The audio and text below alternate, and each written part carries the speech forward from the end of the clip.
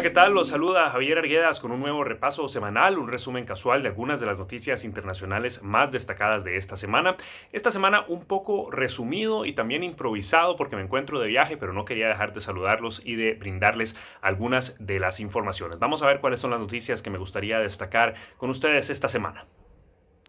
La semana 37 de este año 2020. Comenzamos con las aparentes negociaciones de Nayib Bukele con maras en El Salvador y el escándalo político que han desatado, las revelaciones sobre Donald Trump y su conocimiento de la pandemia antes de que llegara a Estados Unidos, la nueva crisis de refugiados en Europa desatada en Grecia después de un incendio y finalmente los cambios que aparentemente el Reino Unido quiere hacer a su acuerdo con la Unión Europea que ponen en riesgo una vez más una salida ordenada del Brexit. Bueno, la primera noticia que en realidad se generó la semana pasada son las revelaciones en torno a posibles negociaciones del presidente de El Salvador, Nayib Bukele, con las maras. Así como lo titulaba aquí el diario digital El Faro, gobierno de Bukele lleva un año negociando con la MS-13 reducción de homicidios y apoyo electoral. Bueno, MS-13 es la famosa Mara Salvatrucha, que es considerada una organización terrorista por algunos y definitivamente la pandilla más peligrosa del mundo, que por supuesto ha ocasionado miles de muertes en El Salvador. Desde la llegada al poder de Nayib Bukele, las cifras de inseguridad y específicamente de homicidios en El Salvador han bajado drásticamente. Esto se consideraba uno de los grandes logros del gobierno, pero según las revelaciones de este mismo diario digital El Faro, esto no responde en realidad a una estrategia de seguridad o a mejoras en las condiciones de vida de los salvadoreños en general, sino a una negociación entre el gobierno, entre oficiales del gobierno que habrían incluso ido a las cárceles a hablar con miembros de la Mara Salvatrucha y que habrían pactado una serie de beneficios en las condiciones carcelarias de los mareros a cambio de esa reducción en la tasa de homicidios que por supuesto ha levantado también los niveles de popularidad del presidente. Esto significa que a cambio de apoyo electoral también, de que las maras respalden las elecciones legislativas que se avecinan en El Salvador y que podrían otorgarle más poder a Bukele en el parlamento de su país, pues las maras recibirían mejores tratos en las cárceles, por ejemplo, la posibilidad de recibir ciertos tipos de comidas, que no se mezclen maras dentro de las mismas celdas, sino que tengan celdas, entre comillas, exclusivas para, por ejemplo, la Mara Salvatrucha, y que estas condiciones simplemente se habrían negociado. Esto ha ocurrido anteriormente también con el mismo efecto, que los homicidios se han reducido, pero el problema es que al revelarse estas informaciones, por supuesto, esto genera enormes críticas en El Salvador y podría llevar a que el gobierno no pueda cumplir con esas promesas, porque lógicamente la gente está al tanto para ver si efectivamente mejoran las condiciones carcelarias de la MS-13 y si el gobierno no cumple con su pacto, podrían explotar significativamente la cantidad de homicidios que se dan regularmente en El Salvador. Entonces esta noticia, por supuesto, genera mucha preocupación. El gobierno ha negado rotundamente que existan estas negociaciones. Recordemos que Nayib Bukele es también conocido por una mano dura contra las maras. Así que hay que ver cómo se desarrolla en las próximas semanas, pero por supuesto es una situación crítica, ya que literalmente podría costar miles de vidas en el país.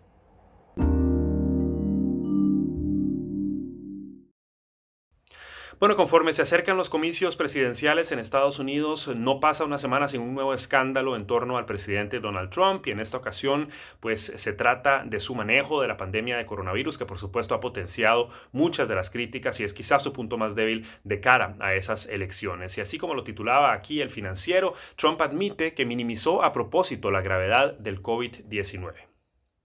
Bueno, estas revelaciones responden a la publicación de un libro de un periodista que realizó una entrevista a Donald Trump y que ahora también ha dejado circular algunas de las grabaciones de esa entrevista, donde Donald Trump dice muy claramente que sabía, por ejemplo, que el virus del COVID-19 se transmitía a través del aire, es decir, que era altamente contagioso, y también que tenía cifras de mortalidad mucho más altas que, por ejemplo, las de una gripe. Y esto contrarresta con el discurso que Donald Trump presentó sobre todo al inicio de la pandemia, donde decía pues que era una enfermedad como una gripe, que no había nada que preocuparse, que los demócratas y cualquiera de sus adversarios en realidad estaban tratando de instrumentalizarlo políticamente. Y bueno, ya sabemos que el resultado es que el manejo de la pandemia en Estados Unidos es considerado internacionalmente pues un fracaso porque han explotado las cifras de contagios como en pocos países. Así que este es uno de sus puntos débiles de cara a esas elecciones y estas revelaciones podrían llegar a afectar también esas posibilidades de ganar su su permanencia en la Casa Blanca. Importante, eso sí, destacar que también desde el punto de vista del presidente, y por eso es que él mismo admitió que había minimizado o bajado la gravedad de la pandemia, es simplemente para proteger a la población. Esa es su argumentación, que no quería generar pánico dentro de los estadounidenses y que por eso no dijo lo que sabía después, por ejemplo, de sus conversaciones con los líderes chinos que estaban informando. Importante aquí también el aspecto de China. Trump ha intentado culpar a China de lo que está ocurriendo y ha intentado también decir que China no fue transparente y no dijo lo que estaba ocurriendo en el país. Estas grabaciones pues parecen demostrar lo contrario. Y lo importante aquí, nada de esto va a contar después del 4 de noviembre, cuando sepamos si Donald Trump sigue siendo el presidente de Estados Unidos o si va a ser Joe Biden. Así que habrá que ver qué impacto puede tener esto entre sus seguidores, que sabemos son muy resistentes, y por supuesto entre los votantes en general.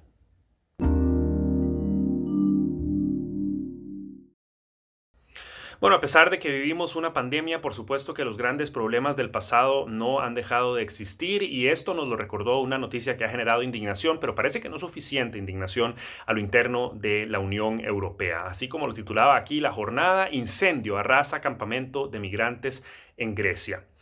Bueno, esto se trata del campamento de Moria en la ciudad griega de Lesbos. Recordemos que muchos de los migrantes que llegan, provenientes sobre todo de países del continente africano, van a dar a costas mediterráneas de algunos de los países europeos, Grecia entre ellos, y que son recibidos en muchas ocasiones en este campamento, que se considera el principal campamento, que albergaba a unos 12.000 migrantes más o menos, que estaban tocando suelo europeo, siendo muchas veces rescatados de aguas del Mediterráneo en diferentes balsas. Este campamento hasta ahora era motivo de preocupación también por la crisis de coronavirus. No se sabía si iba a haber contagios masivos en ese campamento, y efectivamente el día antes de este incendio se habían confirmado 35 casos de coronavirus. Y luego ocurrió este incendio. Todavía se desconocen las causas, pero por supuesto hay que recordar que muchos de los incendios en campamentos de migrantes y en albergues de migrantes a lo largo y ancho de la Unión Europea muchas veces han sido provocados, así que existe esa sospecha. Y por supuesto esto nuevamente reabre el debate sobre cómo lidiar con esa crisis de migrantes que llegan a suelo europeo.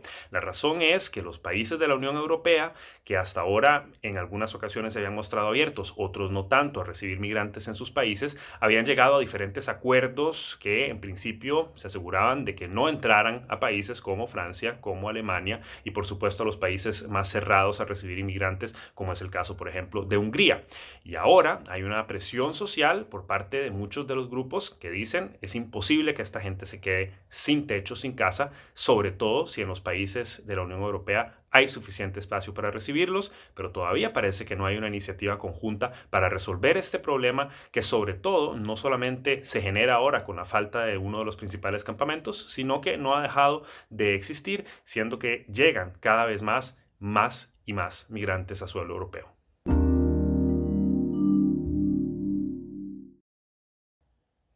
Bueno, y hablando de problemas que no han desaparecido durante la pandemia, vuelve a estar el Brexit en el foco de la atención en la Unión Europea, así como lo titulaba aquí 20 minutos. Johnson dice: cambio al Brexit, busca evitar división del país. Bueno, esto responde a la iniciativa del primer ministro del Reino Unido, Boris Johnson, de realizar pequeños cambios al acuerdo que ya firmó y que ya acordó con la Unión Europea, y que debía regir esa salida que se va a efectuar ya finalmente al final de este año, y que, de no darse bajo los parámetros de ese acuerdo que ya se negoció con la Unión Europea, pues generaría que el Reino Unido se salga de forma abrupta de la Unión Europea y que se impongan aranceles, y que pues en principio no haya ningún tipo de acuerdo comercial entre el Reino Unido y la Unión Europea. Esto es lo que siempre se ha tratado de evitar, lo que se llama un Brexit duro, y se parecía por lo menos que iba a poder realizarse de una forma ordenada con un acuerdo, pero ahora que existen estos cambios impuestos o propuestos por Boris Johnson, no se sabe si el Parlamento británico los va a apoyar, y por ende va a romper en esencia el acuerdo que se había tenido con la Unión Europea, meses antes de que se acabe ya ese periodo de transición, donde ya no habría tiempo de hacer cambios. Y el problema aquí es que vuelve a poner otra vez en el punto más crítico de todo la división natural que hay entre Reino Unido en Irlanda del Norte y la República de Irlanda, que recordemos que comparten una isla. Irlanda del Norte es parte del Reino Unido y la República de Irlanda es parte de la Unión Europea. En estos momentos, como son los dos partes de la Unión Europea, no hay ningún problema con el comercio, pero en el momento en el que uno sea parte de la Unión Europea y el otro no, en ese momento, pues se genera un problema en el comercio. Y esto hasta ahora se había evitado con una serie de regulaciones que implicaban también que la Unión Europea iba a revisar y a supervisar el comercio que pueda existir entre Irlanda del Norte y el Reino Unido para que no entre tráfico, digamos, de productos ilegalmente a la Unión Europea. Esto es lo que Boris Johnson quiere evitar, diciendo que podría, si no, dividir a su país. Esa es la argumentación que utiliza, pero por supuesto la Unión Europea se ha mostrado indignada al no cumplirse lo que ya se había acordado. Así que es toda una serie de problemas que ahora se avecinan y tendremos que seguir de cerca ese voto parlamentario para ver si el Reino Unido efectivamente rompe con lo acordado o no. Bueno, y así llegamos al final de este improvisado y resumido repaso semanal de noticias. Espero que aún así les haya gustado y yo los espero, ojalá, con un escenario y un audio más bonitos la próxima semana. Hasta entonces, que la pasen bien.